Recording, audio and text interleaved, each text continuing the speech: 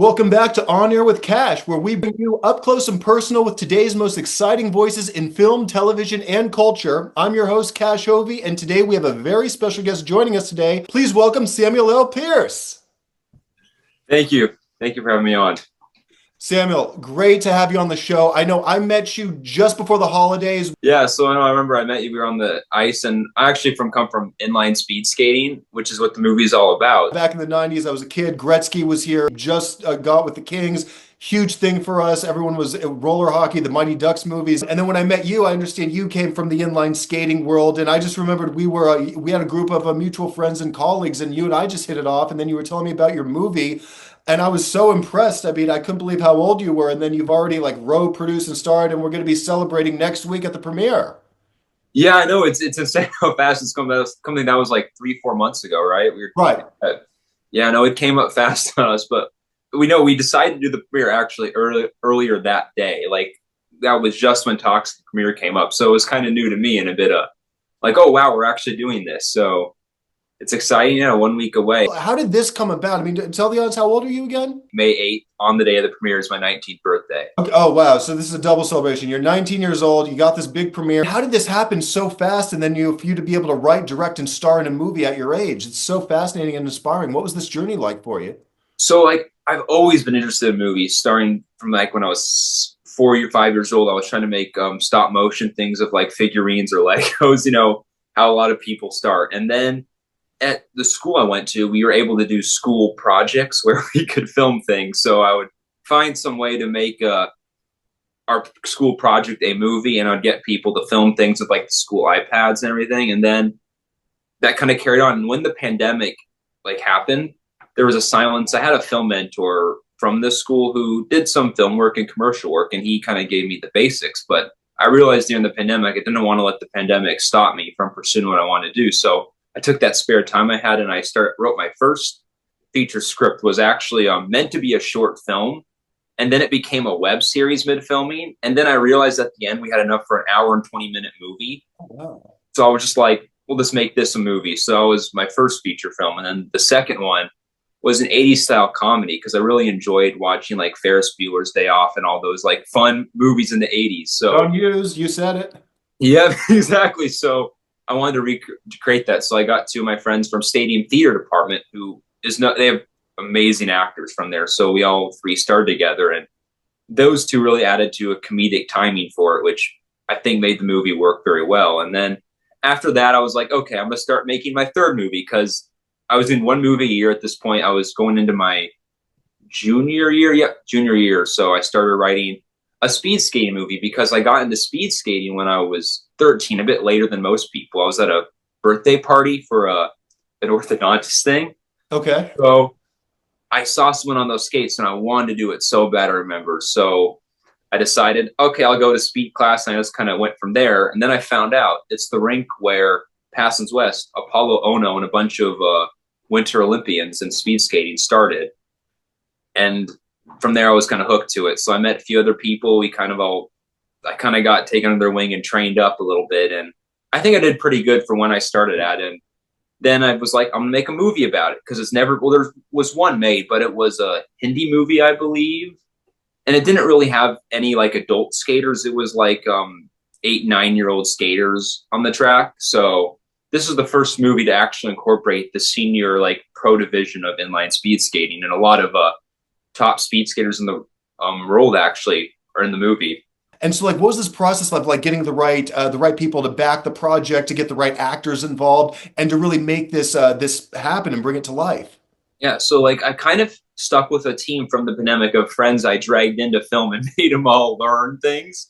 And we do this during the summer. We'd find days were available, and everyone kind of just picked up the ropes. They did their research. They took the time to try to learn what they were doing, and it kind of carried on. And then actually, for Get Rich Quick Scheme, we brought on a cinematographer local to the Seattle area, James Garland, and he had professional experience in cinematography, and he just came on the days he could work. We were like, come and go as you please, whatever works. Just if you're able to come on set, help out a little bit. And people learned so much from him. And he actually was the main DP on the Off the Line movie. One movie later, he's like, he had a skateboarding background, so he's like, I want to be a DP. So he was like our first professional, I would say, we brought on to the movies, who really brought up the cinematography to a whole new level. And also for offline, we got to use a chameleon dolly, a Fisher style dolly, which was quite cool. I've never used one of those before, so Yeah. it was at least cool to have that on set. I don't know how much it helped or made or break the project, but it was cool to work with one of those. And so that's kind of how my team started out. And as for actors, like I said, Elizabeth Jacobson, who runs Stadium Theater, it's one of the biggest theaters in Washington State. It has a full stage, catwalk, line sets. It's for high school theater. It's pretty big. So there's a high bar for actors there. And I went there, so I knew a lot of people in the theater program who did it. So I was able to really find actors who were really strong and powerful and bring them on board to help make the movie. And for Off the Line, we did do some outside, of course, normal casting calls, Right. bring outside people. But yeah, there's one actor, Jeremy Moeller, probably one of the best actors I've worked with so far, at least. He knew if there was a line on a script, he could read it and he would immediately know the lines. Like when people were talking about a scene, he'd hum it and be like, you mean this scene where they're doing this and I do this and you do this? Like he had the entire script memorized on filming. Improv actor, so you'd add funny lines in occasionally. I get motivated listening to you talk about your journey. I get a little envious too, because as I said, I'm an older millennial. I mean, we didn't have a lot of the advantages that you have now. So Exactly. oh yeah. And I remember just being in college, and this is before social media, and it was so hard to get people going, and then, afterwards I started at WME, and then that thankfully led, because I was always passionate about movies. So I'm like, all right, I'll do the office thing. And then that led into producing, and I was just working with some cool people like, hey, Cash, do you want to part in this movie? Or hey, do you want to produce this with us? And it was so, I feel like I had a kind of a second career and then a resurgence around the pandemic too. I started doing this, and it's kind of like you, I hit people up. I feel like I'm kind of really more cued into this kind of, to the now more so than ever. And I'm grateful I had the agency background, but between social media and all the technology you had, it's incredible. I would always think growing up in the 80s or 90s would have been so cool, because the music, it was but then I look back and the truth is the only reason I think I'm here where I'm at is I think I would have found my way somehow, but having to use real film, it was a lot harder to make movies back then than in this new day and age where you can get a camera, good lighting, you can usually make it look pretty professional. But yeah, so my next project is a sci-fi movie called Jack Harrison. It's an action sci-fi thriller, which is my most ambitious project I've done. I have a martial arts background. I did 12 years of Taekwondo. I did performance team. So I was able to do a lot of stunts for the movie. I don't let anyone else do stunts because I don't want them getting hurt. And also people, when they see simple things, I heard one person say that the biggest injuries are from the smallest, simplest stunts, because people are like, oh, I can do that. Okay. And then they get hurt versus the big elaborate ones where they're actually planning it out. So I took on a lot of stunts for this movie. I think I stunted for other people even when I started it, so I would still switch costumes. And we did a lot of action. It was action sci-fi. We brought a makeup artist from Stadium Theater, which she is immensely talented.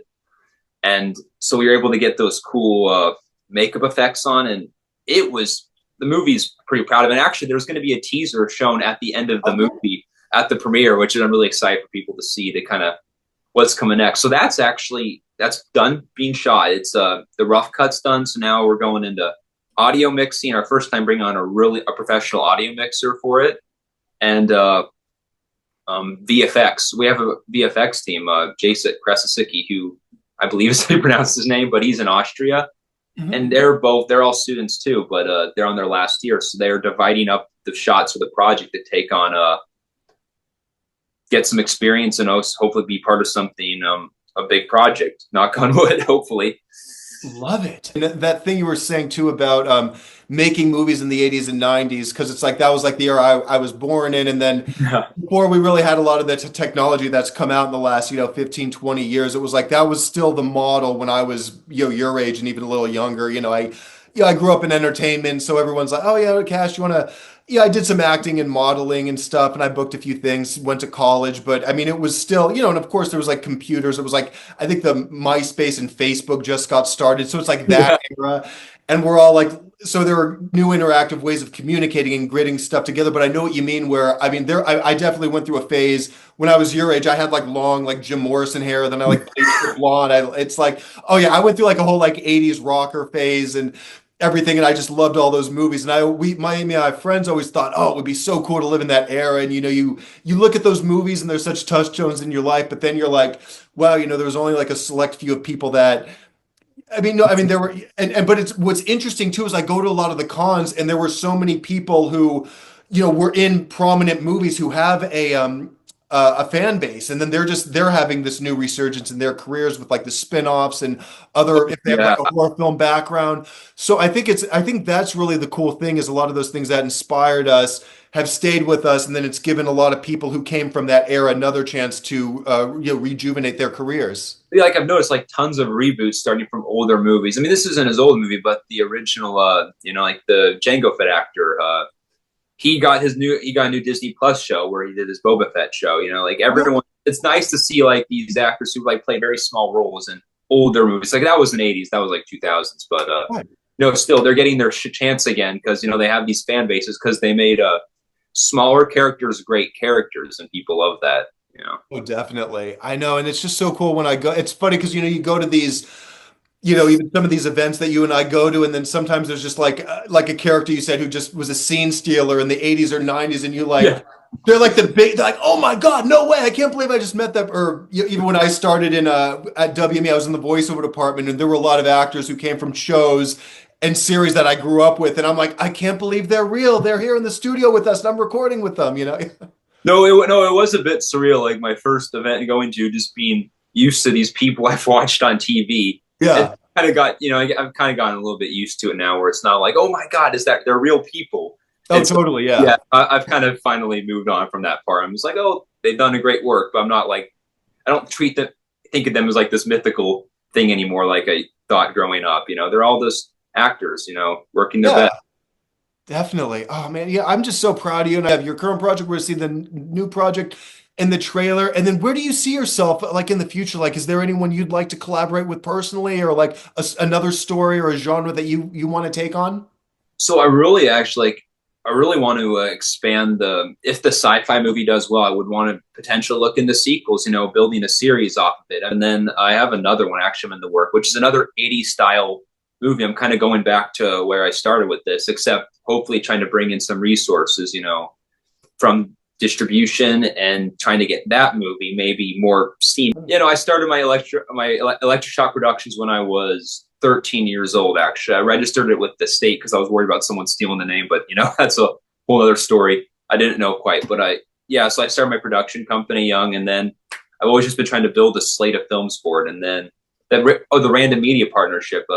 I met Eric Doctorow through Alex Nohe of Blood, Sweat, Honey, which for my Get Rich Quick Scheme movie, which he connected with me, Eric, and Eric has a background at Paramount. He was in charge of their home video distribution for 10 years, I believe. And then he did a bunch of other general management at other studios, and he made his own production company, Random Media. And he's really been really great in mentoring me in, distribution and just kind of the ropes and how things were. And other people in his team who've like had hour-long conversations with me when they didn't have to about like, how things were, the stories, and just hearing the stories about the video stores and the rental stores back in the day. So yeah, Contino. Oh yeah.